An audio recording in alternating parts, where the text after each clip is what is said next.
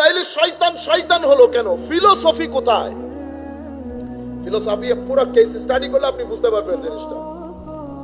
সে আদম আলাইহিস সালামের সিজদা, সে বলছে আমি সিজদা করব না। অহংকার বশত সে আদম আলাইহিস সালামের সাথে বেয়াদবি করেছে।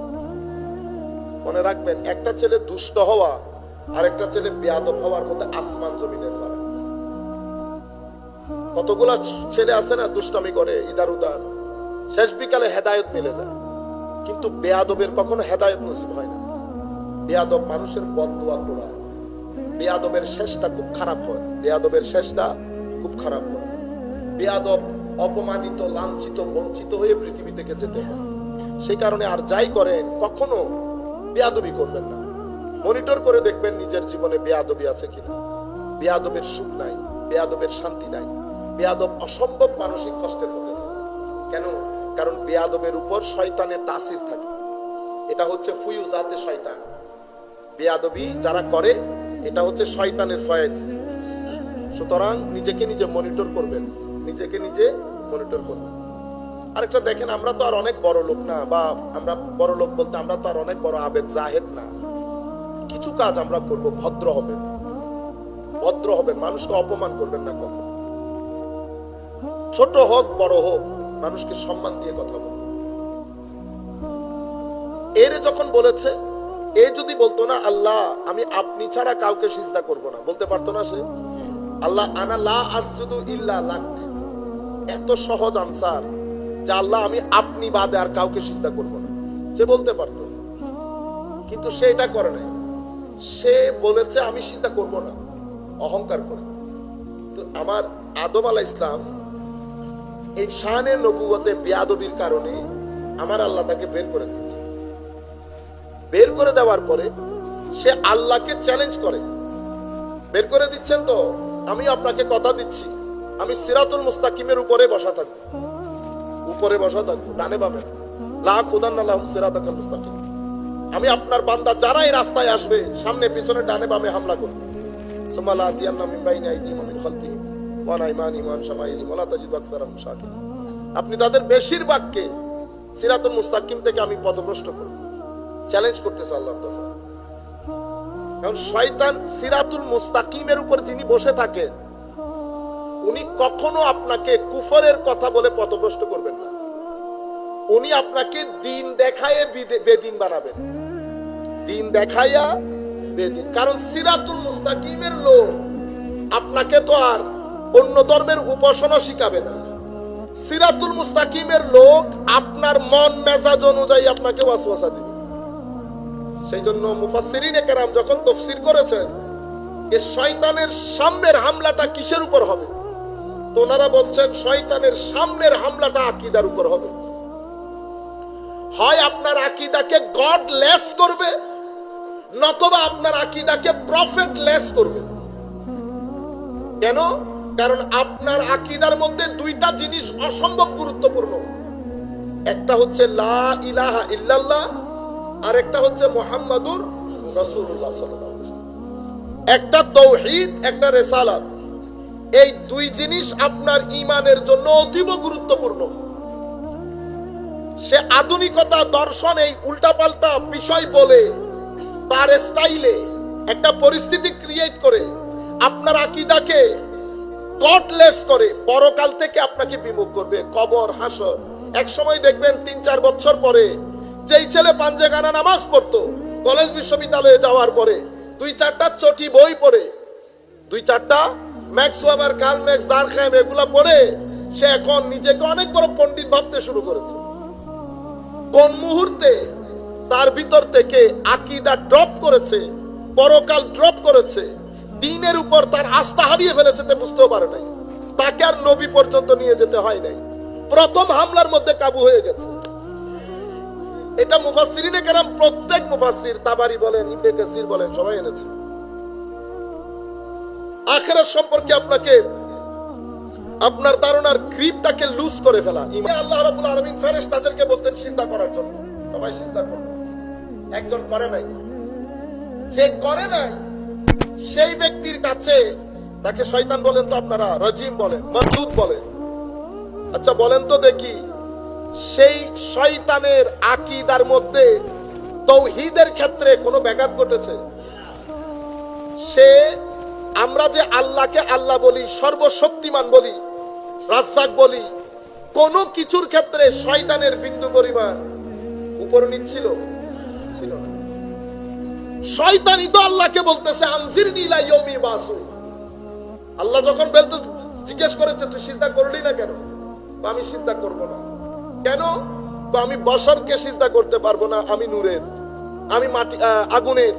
আগুন উপরের দিকে যায় বলে, মাটি নিচের দিকে যায়। উপরের জিনিস নিচের জিনিসকে সিজদা করতে পারে না। তাহলে দুইটা জিনিস হয়েছে, একটা হচ্ছে অহংকার প্রকাশ করেছে, নাম্বার 1। এখন আপনি যদি বলেন হুজুর অহংকার করার কারণে শয়তান হয়েছে, তো বাংলাদেশের মধ্যে আমি সহ মানুষ খুঁজে পাবেন সব তো শয়তান। আমরা কার নাই অহংকার? 5 টাকা যার পকেটে ঢুকেছে অহংকারী হয় নাই? হ্যাঁ, 5 টাকার 5টা বই যেই ব্যক্তি পড়েছে সেই ব্যক্তির গায়ে হাত দেওয়া যাচ্ছে। ঢাকা বিশ্ববিদ্যালয়ে যে এখনো ক্লাস শুরু করে নাই, শুধু চান্স পেয়েছে, হাত দিতে পারতেছেন গায়ে। বিসিএস যারা হয়ে গেছে, বিসিএস গায়ে হাত দিতে পারতেছেন।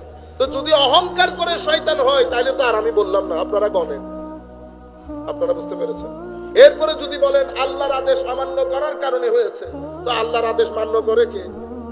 গত 14 ফেব্রুয়ারি সবাই আল্লাহর আদেশ মান্য করেছে। তাহলে তো যদি আল্লাহর আদেশ অমান্য করার কারণে শয়তান হয়, তাহলে তো আল্লাহর দুনিয়াতে মানুষ পাওয়া মুশকিল হবে। আপনারা বুঝতে পেরেছেন? এখন তাইলে শয়তান শয়তান হলো কেন? ফিলোসফি কোথায়? ফিলোসফি পুরো কেস স্টাডি করলে আপনি বুঝতে পারবেন জিনিসটা। সে আদম আলাইহিস সালামের সিজদা, সে বলছে আমি সিজদা করব না। অহংকার বশত সে আদম আলাইহিস সালামের সাথে বেয়াদবি করেছে। মনে রাখবেন, একটা ছেলে দুষ্ট হওয়া আর একটা ছেলে বেয়াদব হওয়ার মধ্যে আসমান জমিনের ফারাক। কতগুলা ছেলে আছে না দুষ্টামি করে ইদার উদার, শেষ বিকালে হেদায়েত মিলে যায়, কিন্তু বেয়াদবের কখনো হেদায়েত নসিব হয় না। বেয়াদব মানুষের বদদুয়া করে, বেয়াদবের শেষটা খুব খারাপ হয়। বেয়াদবের শেষটা খুব খারাপ হয়। বেয়াদব অপমানিত, লাঞ্ছিত, বঞ্চিত হয়ে পৃথিবী থেকে যেতে হয়। সেই কারণে আর যাই করেন কখনো বেয়াদবি করবেন না। মনিটর করে দেখবেন নিজের জীবনে বেয়াদবি আছে কিনা। বেয়াদবের সুখ নাই, বেয়াদবের শান্তি নাই। বেয়াদব অসম্ভব মানসিক কষ্টের মধ্যে থাকে। কেন? কারণ বেয়াদবের উপর শয়তানের তাসির থাকে। এটা হচ্ছে ফুয়ুজাতে শয়তান। বেয়াদবি যারা করে এটা হচ্ছে শয়তানের ফয়েজ। সুতরাং নিজেকে নিজে মনিটর করবেন, নিজেকে নিজে মনিটর করবেন। আরেকটা দেখেন, আমরা তো আর অনেক বড় লোক না, বা আমরা বড় লোক বলতে আমরা তো আর অনেক বড় আবেদ জাহেদ না। কিছু কাজ আমরা করব, ভদ্র হবেন, ভদ্র হবেন, মানুষকে অপমান করবেন না কখনো। ছোট হোক বড় হোক, মানুষকে সম্মান দিয়ে কথা বলবেন। এর যখন বলেছে, এ যদি বলতো না আল্লাহ আমি আপনি ছাড়া কাউকে সিজদা করব না, বলতে পারতো না সে? আল্লাহ আনা লা আসজুদু ইল্লা লাক, এত সহজ আনসার যে আল্লাহ আমি আপনি বাদে আর কাউকে সিজদা করব না, সে বলতে পারতো। কিন্তু সে এটা করে নাই। সে বলেছে আমি সিজদা করব না, অহংকার করে। তো আমার আদম আলাইহিস সালাম এই শানে নবুয়তে বেয়াদবির কারণে আমার আল্লাহ তাকে বের করে দিয়েছে।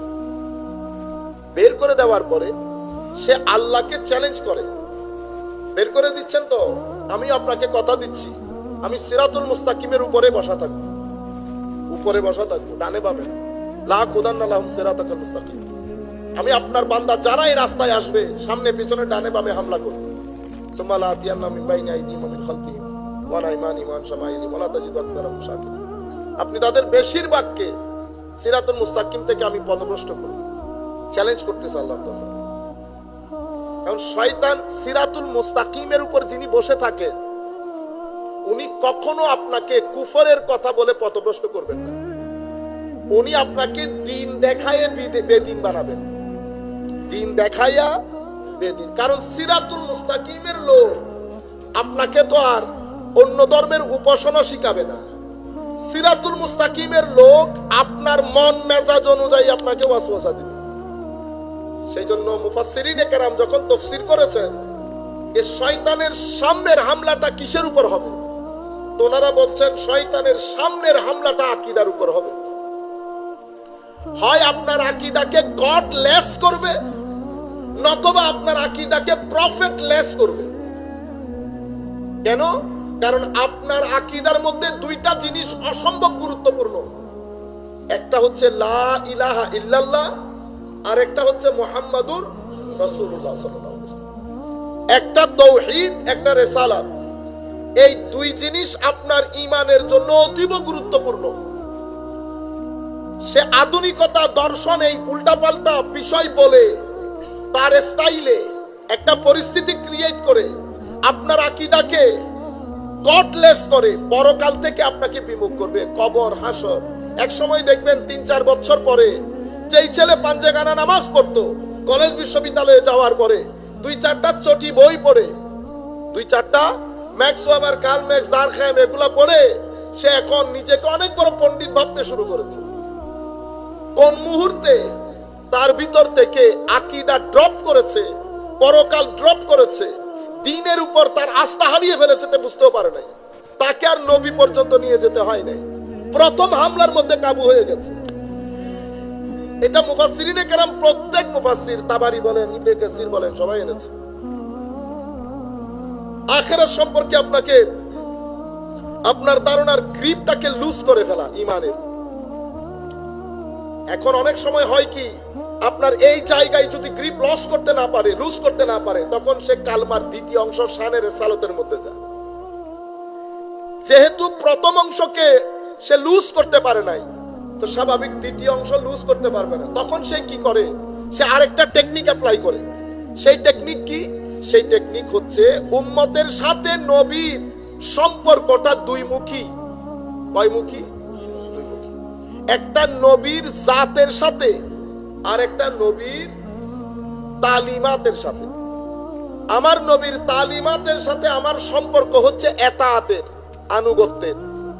আমার নবীর জাতে পাকের সাথে আমার সম্পর্ক হচ্ছে মহব্বত এবং ইশকের, মহব্বত এবং ইশকের। আর আমার নবী বলেছেন মহব্বতই ঈমান, আমার প্রতি মহব্বতই। কোরআনও বলছে একই কথা। হাবিব বলে দেন আপনি তাদেরকে, তারা যতক্ষণ তাদের সামগ্রিক বিষয় থেকে, ঘর বাড়ি, ব্যবসা বাণিজ্য, পরিবার পরিজন, সবকিছু থেকে আমি এবং আপনাকে বেশি ভালো না বাসবে, তাইলে ভালোবাসা আমার নবী তো হাদিসে পাকের মধ্যে। এই জন্য ইমাম বুখারী থেকে শুরু করে বড় বড় মুহাদ্দিসিন হাদিসে পাকের মধ্যে যখন চ্যাপ্টার রচনা করেছেন, চ্যাপ্টারের নাম দিয়েছেন কি? আমার নবীর প্রতি মহব্বতই ঈমান। আজীব বিষয় না? এখন তাইলে হুজুর করিম সাল্লাল্লাহু আলাইহি ওয়াসাল্লামের সাথে আমার সম্পর্কটা ধাপ দুইটা, একটা এতাআতের, একটা মহব্বতের। এতাআতের সম্পর্ক তালিমাতের, মহব্বতের সম্পর্ক আমার নবীর জাতের। এই বিষয়টা আপনারা বুঝতে পেরেছেন? এখন আমরা আমার নবীর জমানা থেকে দুইটা মাইন্ডসেট সমাজের মধ্যে এসেছে। একটা সাহাবিয়তের মাইন্ডসেট ঈমান, আর একটা খারেজিয়তের মাইন্ডসেট। খারেজিরও আমার নবীর সাহাবীর মধ্যেই ছিল। আমার নবী সাল্লাল্লাহু আলাইহি ওয়াসাল্লাম, আমি শুধু, এখন যেহেতু সময় নাই, অলরেডি শেষ হয়ে গেছে, আমি শুধুমাত্র আপনাদেরকে সংক্ষিপ্ত আকারে বলে ফেলি। যেমন সাহাবীর মাইন্ডসেট কিরকম। সাহাবীর মধ্যে তালিমাতের এতাআত, নবীর প্রতি মহব্বত, এটা আপনি পড়বেন, আপনি দেখবেন যে আসমানের নিচে জমিনের উপরে কেউ কারো প্রধানকে এভাবে সম্মান করে নাই, ইশক মহব্বত দেখাই নাই যেভাবে সাহাবায়ে কেরাম দেখিয়েছে। এটা আপনারা অসংখ্যবার শুনেছেন না? চুল মুবারক, নখ মুবারক, ঘাম মুবারক নিয়ে নেওয়া, থুতু মুবারক নিয়ে মুখে মুখে লাগানো, এটা হচ্ছে সাহাবায়ে কেরামের ঈমান। আবার যদি এতাআতের দিকে যান, তো রাত জেগে ইবাদত করতো, জিন্দেগিতে নামাজ মিস করতো না। যা আমার নবী বলেছেন। এতাআতের একটা দৃষ্টান্ত দেই সাহাবায়ে কেরামের। আব্দুল্লাহ ইবনে ওমর রাদিয়াল্লাহু তাআলা আনহু জোহরের এই টাটকা রোদের মধ্যে গিয়ে জোহরের নামাজ পড়ে ঘর থেকে বের হয়েছে। বের হয়ে দূরে একটা জায়গায় গিয়ে গাছের নিচে আধা ঘন্টা বসে ঘরে চলে এসেছে। তাকে জিজ্ঞেস করা হয়েছে, আপনি হুজুর এই গরম, এই রোদের, টাটকা রোদের মধ্যে এই কাজ কেন করলেন? তো কেন করলাম তো জানি না, আমি আমার নবীকে করতে দেখেছি। আমার নবীকে, এটা হচ্ছে তাদের আনুগত্য। এই সাহাবীরাই আবার আমার নবীর থুতু মুবারক নিয়ে মুখে মুখে লাগাতো। এটা সাহাবায়ে কেরাম। খারেজিয়ত কোনটা? খারেজিয়তের মধ্যে এতাআতের ক্ষেত্রে তাসাদ্দুদ একেবারে শেষ সীমা নাই। দুনিয়া উল্টে গেলেও নামাজের ক্ষেত্রে, তিলাওয়াতে কোরআনের ক্ষেত্রে, রোজার ক্ষেত্রে সবকিছু অনেক কঠিন এবং তারা এই সমস্ত ক্ষেত্রে অনেক সিরিয়াস।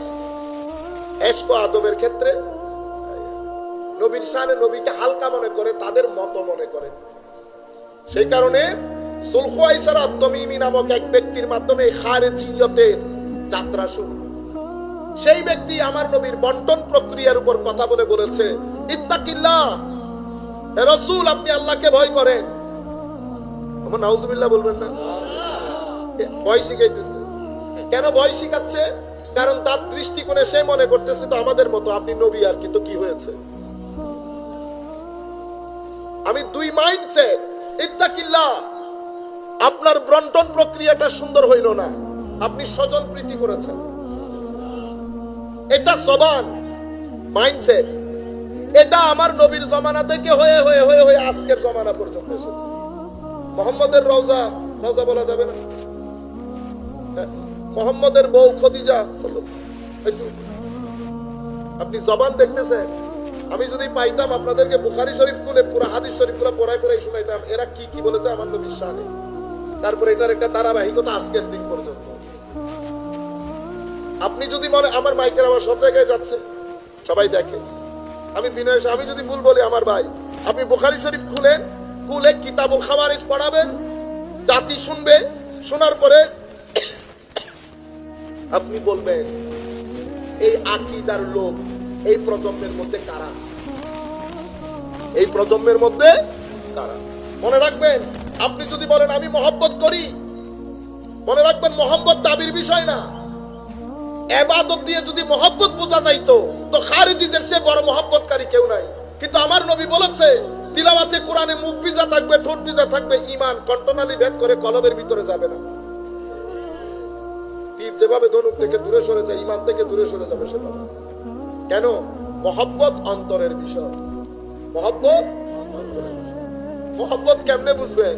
তো যখন মহব্বত হয়ে যায়, মহব্বত যখন হয়ে যায়, আপনার 14ই ফেব্রুয়ারির মহব্বত আর এই মহব্বতের মধ্যে ফারাক হচ্ছে। এই মহব্বত হয়ে গেলে কিছুক্ষণ পরে শেষ হয়ে যায়। এই মহব্বত হয়ে গেলে এটার শেষ হয় না, এটা বাড়তে থাকে, এটা বাড়তে থাকে। মহব্বত এত জটিল পর্যায়ে চলে যায়, এটা এশকের রূপ নেয়।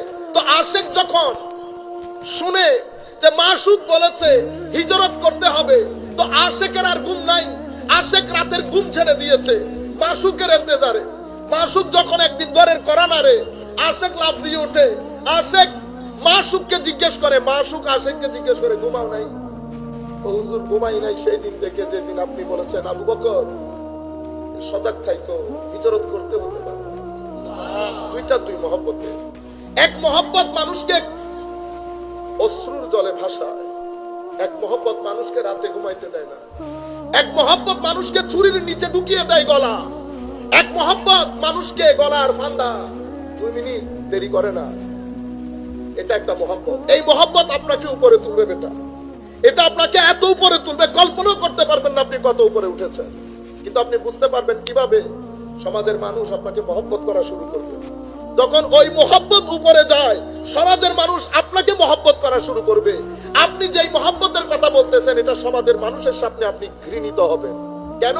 কারণ এই মহব্বতের শুরু লাস্ট দিয়ে, লালসা দিয়ে। এটাতে কামনা বাসনা আছে, এটাতে কামনা বাসনা নাই, এটাতে স্যাক্রিফাইস আছে, বিচার আছে। আশা করি আমি যতটুকু সংক্ষিপ্ত সময়ের মধ্যে, আমাদের অন্য জায়গায় নিতে পারছি, কিন্তু আমাদের আপনাদের এক্স চেয়ারম্যান থেকে আমাদের বাইজানের ছোট ভাই উনি বলছেন এসে ঘুরে গেলে 30-40, সেই হিসাবে এখন মাফিক চলছি খুব ভালো হইতাম। এখানে কোনো বাসা দোয়া করতেছি, ঝুম বৃষ্টি আসলে খুব ভালো হবে। আল্লাহ রাব্বুল আলামিন আমাদের হামিয়া নাসির হোক, মওলাই করিম আমাদেরকে। আসসালামু আলাইকুম ওয়া রাহমাতুল্লাহি তাআলা ওয়া বারাকাতুহু। আমি একটা কথা বলি, মাহফিল কিন্তু শেষ হয় না, আমারটা শেষ হয়েছে। আপনারা যদি উঠবেন হবে আমার মাহফিলের আদবের খেয়াল করবেন। কোনো ব্যক্তি উঠবেন না আল্লাহর রাস্তায়, ঠিক আছে? আমার কারণ আমার জন্য আসছে, আমার জন্য আসলে তো দুনিয়াও যাবে, আখিরাতও যাবে। এই ভুল করিয়েন না। আমাদের মতো নাপাক নালায়েকদের জন্য যদি মাহফিলে আসেন তাহলে তো দুনিয়াও যাবে, আখিরাতও যাবে। মাহফিলের জন্য, আমার নবীর জন্য আসবেন, মাহফিল বসবেন। মাহফিলের সৌন্দর্য বিশৃঙ্খলা যেন না হয়, ধারাবাহিকভাবে আমাদের আসল বক্তা রয়ে গেছে, উনিও আছেন, ওনারা যা কর্মসূচি আছে করবেন, যার যার জায়গায় বিষয় থাকবেন। ধন্যবাদ সবাইকে, আসসালামু আলাইকুম।